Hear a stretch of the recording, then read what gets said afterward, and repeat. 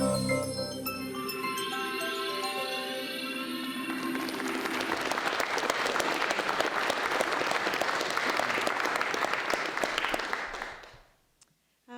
afternoon. It's a pleasure to be here. So, yeah, there's just been so much to think about today, and I'm going to try really hard not to draw on everybody else's talk, but stick to mine. But I think there's lots to say, and of course, hip-hop is a culture of storytelling, and I'm going to talk a little bit about that. And I'm going to talk about hip-hop that perhaps you may not listen to or hear or engage on a regular basis, because, well, let me just do a show of hands here first. Who listens to hip-hop? Okay, so maybe half the audience, great.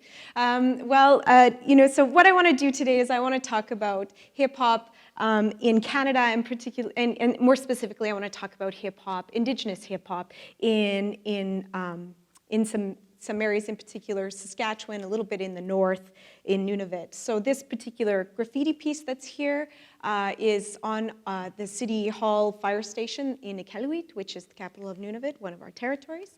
And so just to say that hip-hop is alive and well in the north, for sure. So the reason I want to talk about hip-hop, though, is for these three very powerful reasons. One, hip-hop is a connective force for young people all over the world, and I'm going to talk about why and how. I'm also going to put it out there, hip-hop is a language and a culture of liberation, and hip-hop was and continues to be a strategy for resistance. And I know that when I say hip-hop, I'm very well aware that some of you may have a particular idea about what that is, and it may look nothing like what I'm going to show you today. And we've already heard a little bit about media representations and how things are mediated to us and the kinds of ideas that end up becoming part of our everyday, daily thoughts when we think about certain things, and how codes are mapped onto concepts and cultures and to bodies and to people. But so I want to think about that by putting this out there, this quote by Amani Perry.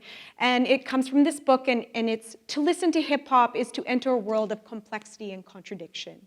So yes, hip-hop is filled with contradiction. We understand through various media sources that hip-hop, it's represented to us sort of mainstream. Commercial hip-hop is often represented to us with all kinds of stereotypes, a hypermasculinity, heteronormativity, very problematic images, sexist views of women, misogyny, so kinds of desire, the bling, the booty, all of that. You're there, right? You know that. But what I want to say is I want to challenge that, because there's a lot of other hip-hop, there's lots of hip-hop going on, mainstream, underground, all around the world that challenges that. And I think we need to be thinking about hip-hop, especially the hip-hop that's going on in Canada and in certain regions, and perhaps maybe not always in the professional arenas, but what's happening in hip-hop community programs, arts-based programs in schools, downtown at the community centers, on the street. I want us to start thinking a little bit about that. So why hip-hop culture? First, let me put out there a few ideas. Telling stories. It is a culture of storytelling. I can't think of nothing better than telling stories and expressing ideas, watching young people voice fears, dreams, and watching young people encourage action through hip-hop and hip-hop arts practices. It also conveys or allows young people to convey both past and contemporary lived experience. And so when you think about indigenous hip-hop in Canada, I'm going to show you an example here, to think about the importance of how the past and how a whole history of colonialism and colonial contact and sort of what has happened since that time, and traditional practices and the importance of tradition, language, etc., how young people are asked to think about this is very complex. And so here, just to give you a sense, I'm going to play this video for you, and I'm going to talk over it, but you can turn the sound up just a little bit here. So here is a Kaiba. This is a performance from the Alienite Festival in Iqaluit in 2008. This piece was actually a choreographed piece for the 2007 Canada Winter Games. But what you see here is a story being told through hip-hop dance and breakdancing. So we have the sled dogs, we have the young man that was just driving the team. Here they're going to get into a boat and they're going onto a seal hunt. And then following this particular piece, they go into a traditional cipher, which is in a breakdance, hip-hop, a cipher is a circle you get into and you dance and everybody shows their stuff. So just have a sense here of past and present coming together. So I'm thinking about that. I know I'm going to cut off some of the examples. I apologize ahead of time.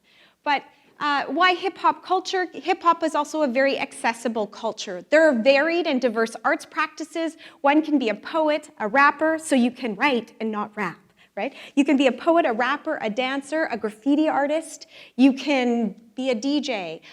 You can be a beatboxer. You can make beats. You can do graphic design. You can be fashion designer. There are just so many entry points that it's very accessible, and oftentimes, much of hip-hop, you can enter into this culture and this cultural practice without having to spend a lot of money.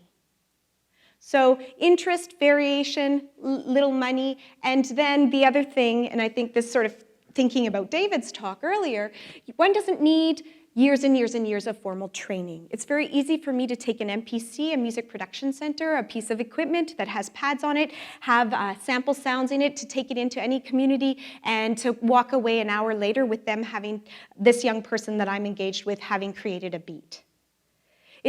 So although I'm not going to say that as hip-hop artists, I think many hip-hop artists in all of the arts forms spend lots of time nurturing their talent and becoming very, very good. To enter in, it's quick.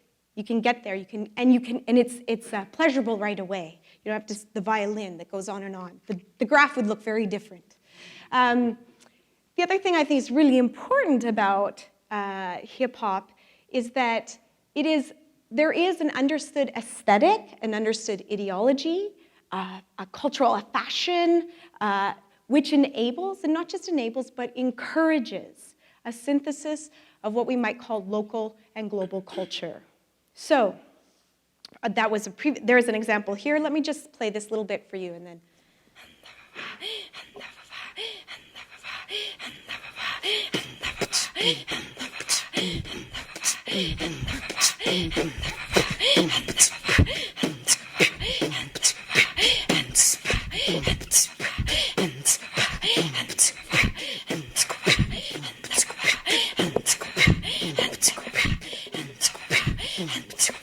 So what you hear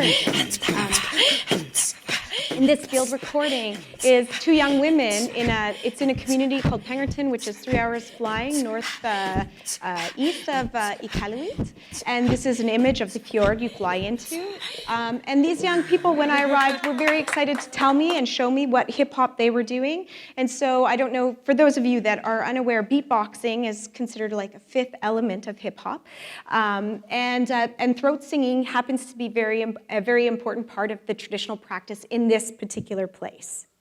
So what initially happened, a young girl got up, started throat singing. I thought, okay, the second girl's going to get up and throat sing, but no, she got up and she started beatboxing. So we have this cultural practice, this throat boxing, right? So representations of new and engagement with local and global culture. The vernacular is important. It's important. And yet at the same time, these young people are connected to a global world, right?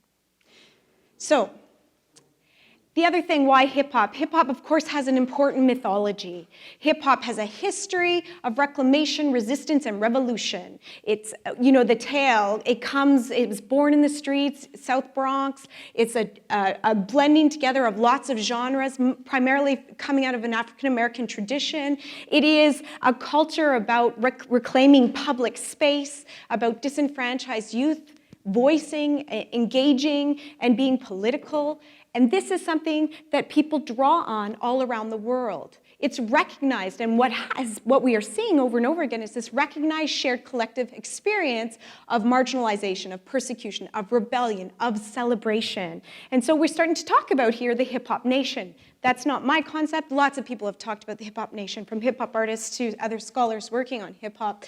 But it's important for us to understand that politically around the world, hip-hop is something that is being taken up by young people as a way to tell stories, but as a way to voice and engage with each other globally. So here I'll just give 3 brief examples, starting from the north again in Canada. Don't Call Me Eskimo is a hip-hop video that was posted on YouTube, came out of a video club. It's from a small community, Arctic Bay. These young people wrote and performed and recorded this video, and as I said, put it up on YouTube. They name themselves Northerners with Attitude, or NWA, for any of you folks that know hip-hop. There's really a very important reference here. And, these are young people that are isolated. Arctic Bay is far. You don't travel around. There are no, it's important to understand that. But here what they've done is they've taken a tune, they've created a rhyme, and it's about problematizing how Inuit people are stereotyped, and also conveying connections to other people around the world who've been stereotyped, particularly African Americans. And then further taking it and but also putting out there the struggles, the crises that happens in the North for these young people. So not denying that things are wrong, but engaging in a variety of different ways. So too, Slingshot Hip Hop was a documentary that came out, and this is on hip hop that's going on in the Palestinian states. And what they do in this particular piece, they set it up on how hip hop is developing and how the crises of a developing hip hop with 3 states that are very separated. It talks about political resistance. It talks about issues of gender and the young women who want to participate in hip-hop out of Muslim families. So it's a very interesting and complex idea of what is happening there. And then what happened in Nairobi in Kenya, right after the elections, 2007, the young people came together, and they came together under the guise of hip-hop. Lots of young people, diverse backgrounds, diverse languages, coming together, creating the hip-hop parliament as a way to have their voice heard and engage in the political process. Right? So we're not MPs, but we're MCs, was part of that. Very clever and a very interesting way to engage in a political process they felt they had no voice in. Okay.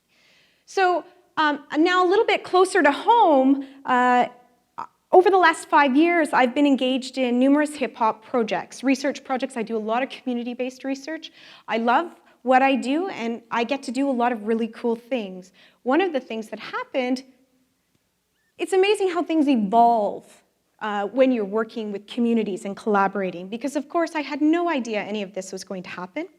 But the Interactive Media and Performance Labs, or the IMP Labs is what I like to call them, that's the research lab that I spent a lot of time in. And what I did was I created, it's 2 spaces. One is the interactive DJ pod, and so you can see lots of DJ equipment there. It's vinyl and virtual.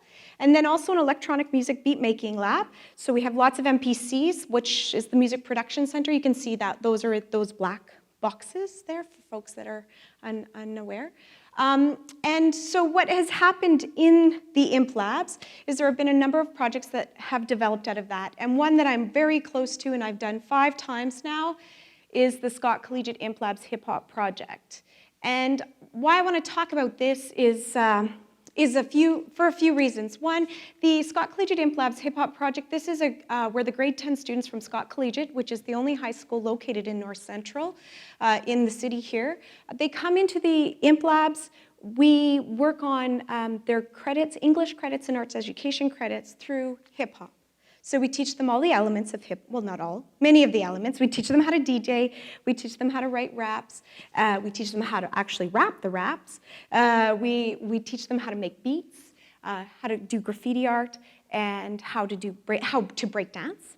And if those that can, beatbox, etc., other things that come up. And so what happens during that time is when they come here, they're treated like university students, and then when we go there, we engage in their high school and in their community. At the culmination of this event, or this project, which goes on over a term, is a large performance that they do everything themselves, and it's for the feeder schools or the elementary schools, and also we do one in the community. So, and I'm just going to play you a little bit so you get a sense here. This is from the very first project, so 5 years ago we were in the Mackenzie Art Gallery here.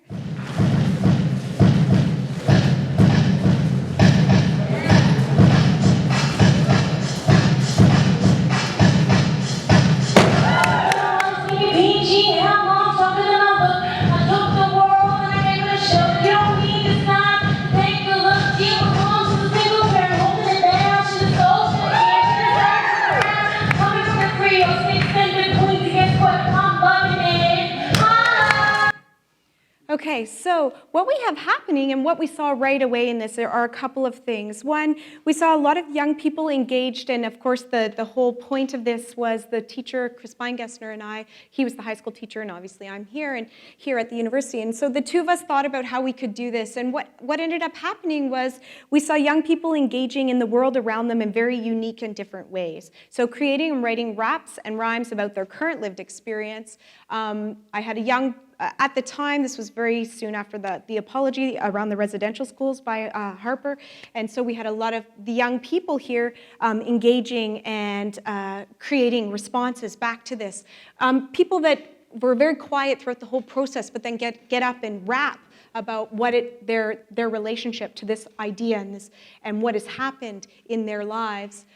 We saw, or we have seen over the last 5 years, I say the quantitative results. We've seen grades rise. We've seen young people stay in school, perhaps. We've seen people engaged in a curriculum that they weren't prior to this. We've seen a number of things that have happened that have been, encouraging and good in those kinds of ways. To me, that's not the most interesting part. What I find interesting are the tensions, the things that are really, really tense, and that would be around thinking about problematizing gender stereotypes, articulating connectivity between arts and athleticism and health and healthy living, a paleo-primal approach, around decolonizing narratives, indigenous methodologies. These are the kinds of things that I have found. But the other thing I think is really important is we've seen these young people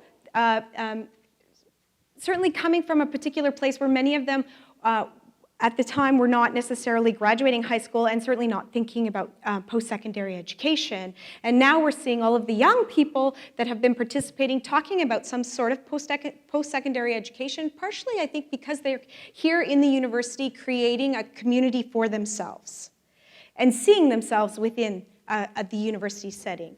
We're seeing a lot of young people now talking about art school or other kinds of programs. And these are the kinds of things I think that are much more interesting about the kind of hip-hop and hip-hop projects. Hip-hop community projects are often based or directed at young people that are considered to be at risk. And I find this, at times really problematic and debilitating in some ways because these young people don't necessarily see themselves in those kinds of ways.